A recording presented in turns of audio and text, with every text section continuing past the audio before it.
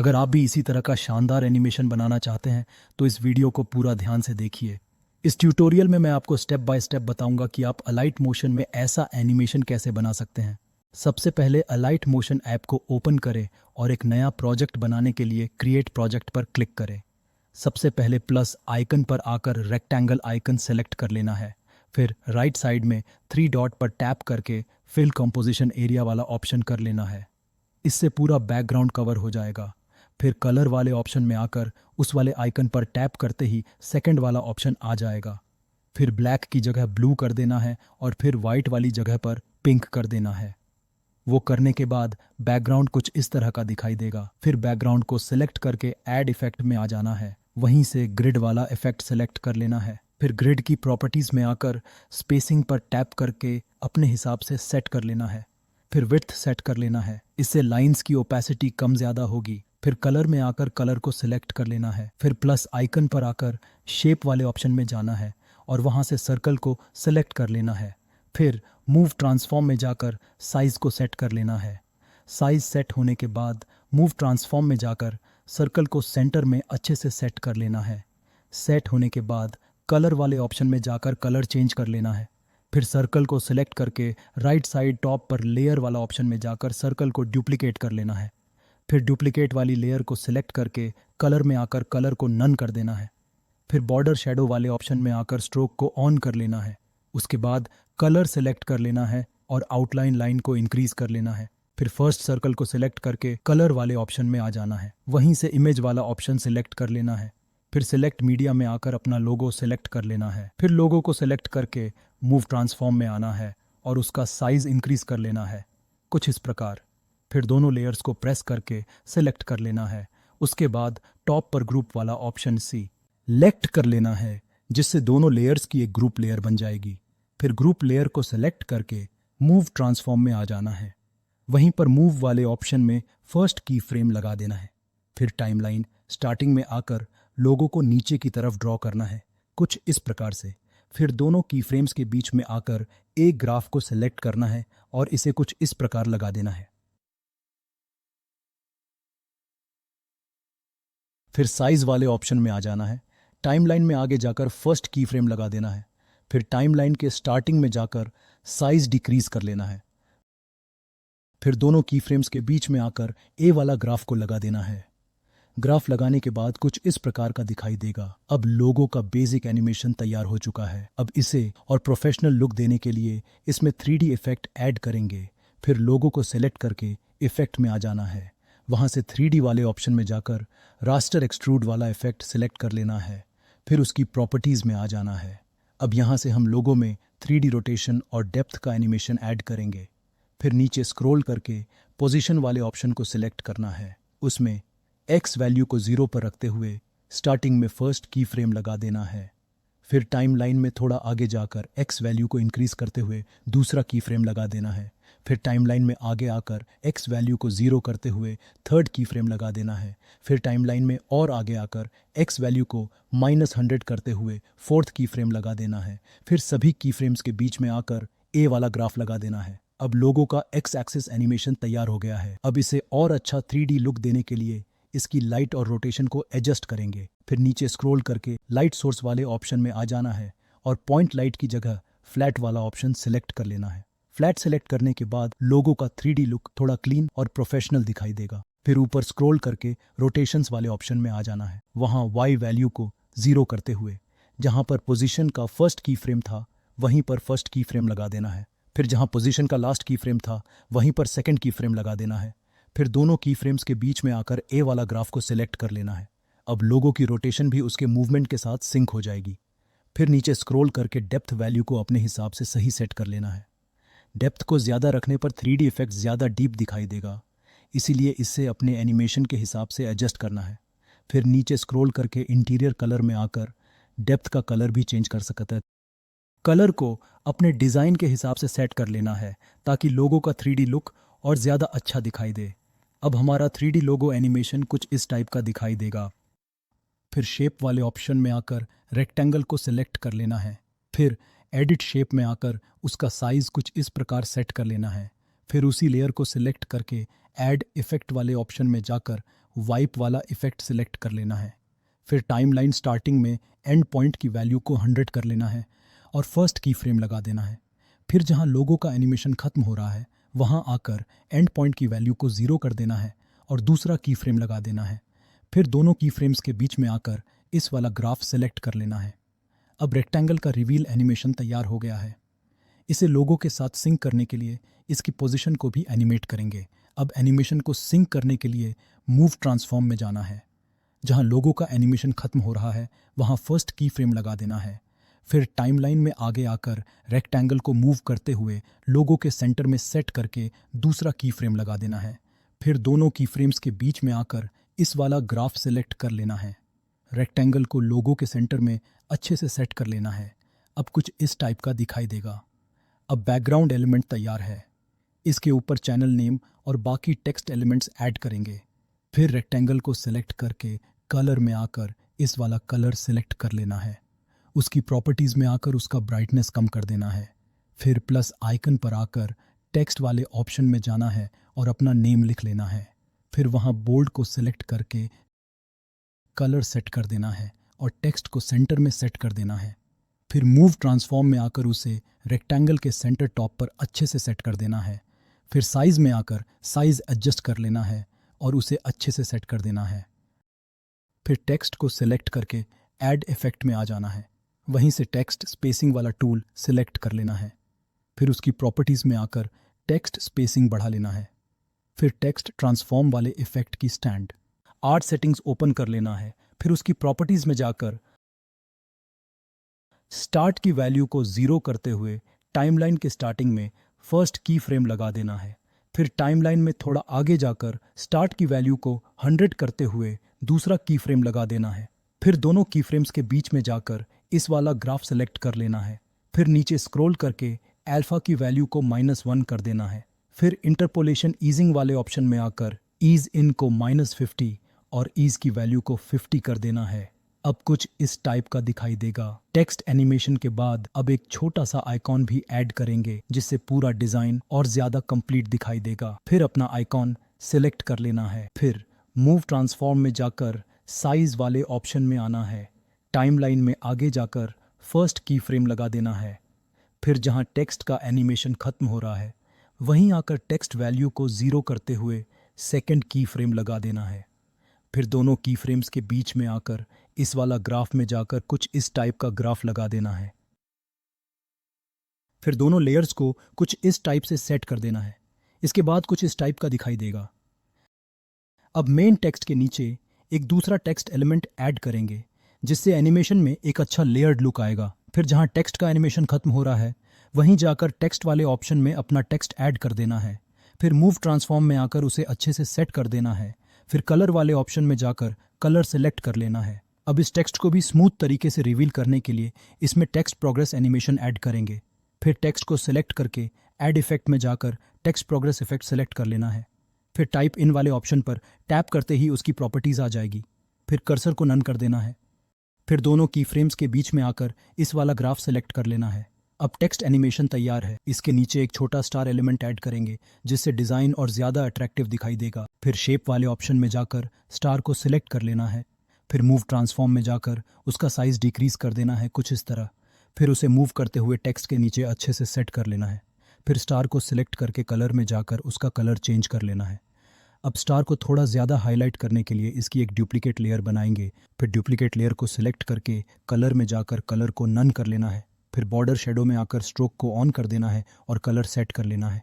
साथ ही उसका साइज़ भी अच्छे से सेट कर लेना है। अब स्टार को भी एक छोटा सा पॉप एनिमेशन देंगे जिससे वह अचानक दिखाई देने के बजाय स्मूथ तरीके से आएगा। फिर स्टार की फर्स्ट लेयर को सिलेक्ट करके साइज़ वाले ऑप्शन में जाना है। टाइमलाइन में 5 मिलीसेकंड आगे जाकर फर्स्ट की फ्रेम लगा देना है।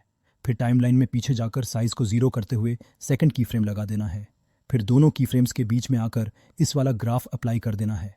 अब एक स्टार तैयार हो गया है। इसी स्टाइल के कई स्टार्स बनाकर उन्हें अलग अलग पोजीशन पर सेट करेंगे।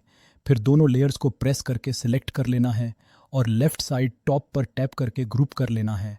फिर उसी ग्रुप लेयर को सिलेक्ट करके उसकी 5 डुप्लीकेट लेयर्स बना लेना है। फिर सभी डुप्लीकेट लेयर्स को 1 बाय 1 सेलेक्ट करके अच्छे से सेट कर लेना है। फिर सभी लेयर्स को वहां मूव करना है जहां स्टार का एनिमेशन खत्म हो रहा है और उन्हें अच्छे से सेट कर देना है वन बाय वन, कुछ इस टाइप से। अब हमारा टेक्स्ट और स्टार वाला पूरा सेक्शन तैयार है। अगले स्टेप में इन सभी एलिमेंट्स को एक साथ कंट्रोल करने के लिए नल ऑब्जेक्ट का इस्तेमाल करेंगे। फिर प्लस आइकन पर जाकर ऑब्जेक्ट एलिमेंट्स में आ जाना है और वहां से नल टूल सेलेक्ट कर लेना है। अब हम नल ऑब्जेक्ट का इस्तेमाल करेंगे ताकि सभी एलिमेंट्स को एक साथ कंट्रोल और एनिमेट कर सकें। फिर फर्स्ट लेयर को सेलेक्ट करके टॉप पर फर्स्ट आइकॉन पर टैप करके उसे नल के साथ सिंक कर देना है। इसी तरह वन बाय वन सभी लेयर्स को नल के साथ कनेक्ट कर देना है। फिर जहां सभी लेयर्स का एनिमेशन खत्म हो रहा है वहां जाकर नल लेयर को सेलेक्ट करके मूव ट्रांसफॉर्म वाले ऑप्शन में आ जाना है। फिर वहीं पर फर्स्ट की फ्रेम लगा देना है। उसके बाद साइज में जाकर उसी जगह पर फर्स्ट की फ्रेम लगा देना है। फिर टाइमलाइन में आगे जाकर दूसरा की फ्रेम लगा देना है। फिर मूव वाले ऑप्शन में जाकर लेयर को ऊपर मूव करते हुए सेकंड की फ्रेम लगा देना है। फिर दोनों की फ्रेम्स के बीच में आकर ग्राफ सेलेक्ट करके कुछ इस प्रकार से लगा देना है। फिर साइज में सेकंड की फ्रेम से थोड़ा आगे जाकर थर्ड की फ्रेम लगा देना है। फिर सेकंड की फ्रेम पर आकर साइज को थोड़ा छोटा कर लेना है। फिर कुछ इस टाइप का दिखाई देगा। अब हमारा मेन मूवमेंट तैयार हो गया है। इसी एनिमेशन को अलग अलग एलिमेंट्स पर यूज़ करके एक अच्छा रिपीटिंग इफेक्ट बनाएंगे। फिर सभी लेयर्स को सिलेक्ट करके राइट साइड टॉप पर जाकर डुप्लीकेट ऑप्शन सेलेक्ट करके सभी लेयर्स को डुप्लीकेट कर लेना है। फिर जो डुप्लीकेट लेयर्स हैं उन सभी लेयर्स को वन बाय वन ऊपर अच्छे से सेट कर देना है। फिर डुप्लीकेट लेयर को सेलेक्ट करके लेफ्ट साइड में टॉप पर जाकर लेयर को नन कर देना है, जिससे नल लेयर अलग हो जाएगी। इसी तरह सभी डुप्लीकेट लेयर्स को वन बाय वन नन कर देना है। पहले वाली सभी लेयर्स को हाइड कर लेना है, कुछ इस टाइप से। अगर आप चाहो तो इन लेयर्स को ग्रुप करके भी आसानी से मैनेज कर सकते हो, या फिर सभी लेयर्स को प्रेस करके सिलेक्ट कर लेना है और टॉप पर फर्स्ट ग्रुप वाले ऑप्शन को सिलेक्ट कर लेना है। इससे सभी लेयर्स एक ही ग्रुप में आ जाएंगी। फिर जो डुप्लीकेट लेयर है उसको सेलेक्ट करके मीडिया में जाकर अपना लोगो सेलेक्ट कर लेना है। उसे फर्स्ट आइकॉन के साथ इस तरह एडजस्ट कर लेना है। अब बाकी सभी लेयर्स को भी सिलेक्ट करके अच्छे से एडजस्ट कर लेना है। इस तरह हर एलिमेंट की पोजीशन को जल्दी से सेट कर सकते हो ताकि सभी लेयर्स एक दूसरे के साथ प्रॉपरली अलाइन रहें। ऐसे मैं इसे जल्दी से कर देता हूँ।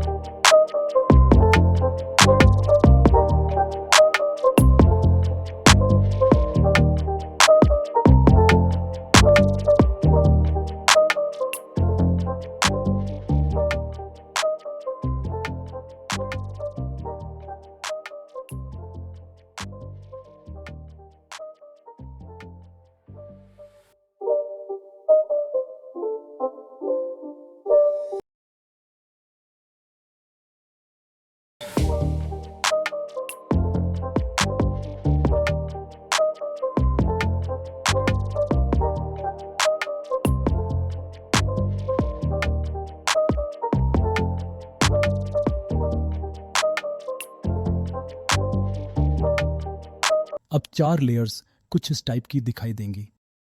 अब इन ऑब्जेक्ट्स को भी थोड़ा सा स्केल और पोजीशन एनिमेशन देंगे जिससे पूरा डिज़ाइन स्टैटिक नहीं लगेगा। फिर सेकंड ऑब्जेक्ट को सेलेक्ट करके मूव ट्रांसफॉर्म में जाना है। जहां इसका एनिमेशन खत्म हो रहा है वहीं पर फर्स्ट की फ्रेम लगा देना है। फिर 10 मिली सेकेंड्स आगे जाकर दूसरा की फ्रेम लगा देना है। फिर साइज में आकर जहां फर्स्ट की फ्रेम लगाया था वहीं पर फर्स्ट की फ्रेम लगा देना है। फिर 10 मिली सेकेंड्स आगे जाकर साइज को डिक्रीज करते हुए दूसरा की फ्रेम लगा देना है। फिर दोनों की फ्रेम्स के सेंटर में जाकर ग्राफ सिलेक्ट करके उसे कुछ इस प्रकार सेट कर लेना है। फिर सभी ऑब्जेक्ट लेयर्स को वन बाय वन इसी तरह सेट कर लेना है। अब सभी एलिमेंट्स की एनिमेशन आपस में सिंक हो जाएगी और पूरा मोशन ज़्यादा स्मूथ दिखाई देगा।